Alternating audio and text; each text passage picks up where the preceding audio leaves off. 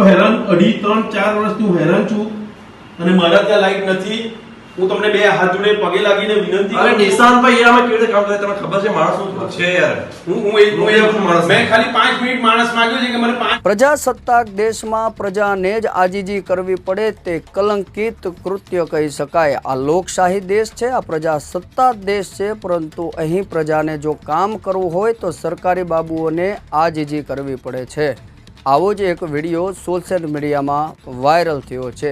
વિગતે વાત કરીએ તે પહેલાં અમારી ચેનલને સબસ્ક્રાઈબ કરી દો.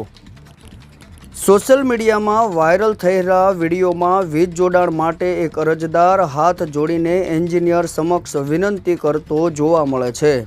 એટલું જ નહીં, અરજદારની એ હદ આવી ગઈ કે તેણે માથું નમાવીને વિનંતી કરવા છતાંય એન્જિનિયર તરફથી સરખો જવાબ પણ ન મળ્યો. આ અંગે પ્રાપ્ત વિગતો મુજબ જાંબુઆના સુંદરપુરા ગામે રહેતા નિશાંત પટેલ છેલ્લા કેટલાક દિવસથી વીજ જોડાણ માટે વીજ કચેરીએ ધક્કા ખાઈ રહ્યો છે. તેઓ આટલા વર્ષોથી લાઇટ વગર હેરાન પરેશાન થઈ રહ્યા છે.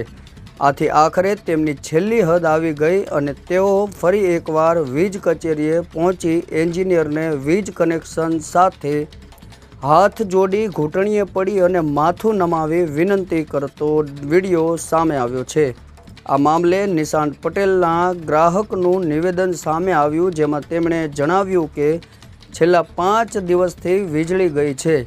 રજૂઆતો છતાં કોઈ રિએક્શન આપવામાં આવતું નથી. Officer H.A. રાઠોડ કહે છે કે સ્ટાફનો અભાવ છે. અમે રેગ્યુલર લાઇટ બિલ ભરીએ છીએ અને એગ્રીકલ્ચર કનેક્શન ધરાવીએ છીએ.